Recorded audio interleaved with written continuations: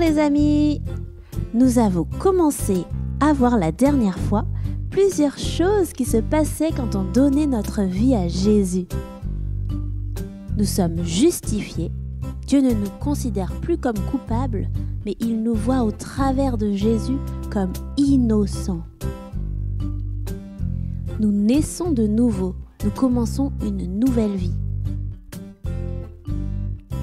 Dieu nous donne son Saint-Esprit. Il vient habiter en nous et nous donne ce qu'il nous faut pour grandir avec lui. C'est déjà beaucoup, n'est-ce pas? Et pourtant, je ne vous ai pas encore tout dit.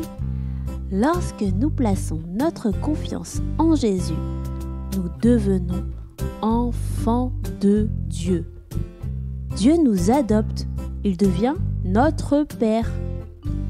Et de la même façon que nous pouvons approcher de notre Papa, ici-bas, sur terre, nous pouvons maintenant aussi nous approcher de Dieu, qui nous accueille lui aussi dans ses bras.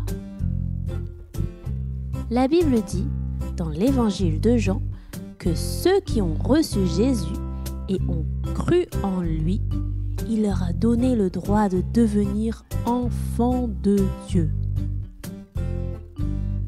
Que fait votre papa avec vous? Quand vous avez des problèmes, il vous écoute.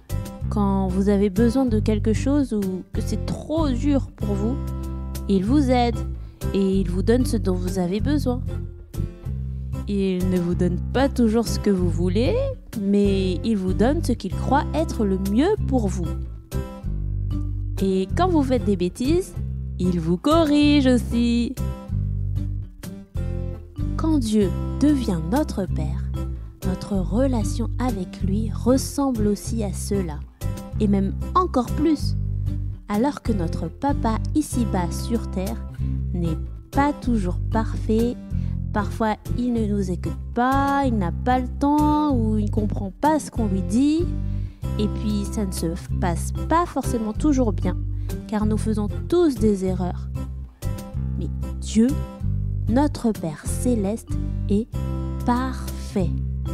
Il nous connaît parfaitement et sait exactement ce dont nous avons besoin. C'est pas magnifique tout ça? Par la foi, nous appartenons maintenant à la famille de Dieu et nous avons non seulement un Père dans le ciel, mais aussi des frères et sœurs, les autres chrétiens, les autres personnes qui croient en Jésus, avec qui nous pouvons avancer ensemble. Nous lisons dans Romains 8, verset 15, que l'esprit que nous avons reçu n'est pas un esprit qui nous rend esclaves et nous remplit encore de peur, mais c'est l'Esprit Saint qui fait de nous des enfants de Dieu et qui nous permet de crier à Dieu « Abba, ô mon Père ».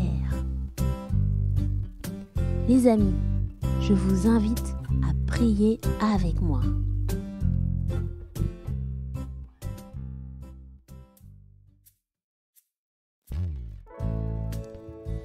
Notre Dieu, tu nous accueilles dans ta famille et tu nous adoptes. Aujourd'hui, nous pouvons t'appeler notre Père. Nous voulons te connaître plus. Nous voulons pouvoir grandir dans cette relation privilégiée avec toi. Merci encore pour ce merveilleux cadeau que tu nous as fait en Jésus-Christ. Amen.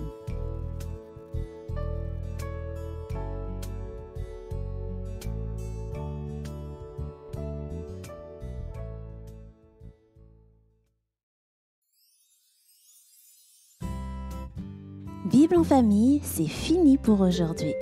Retrouvez les références de cet épisode sur notre site biblenfamille.com et découvrez également d'autres ressources pour petits et grands. Merci de votre écoute.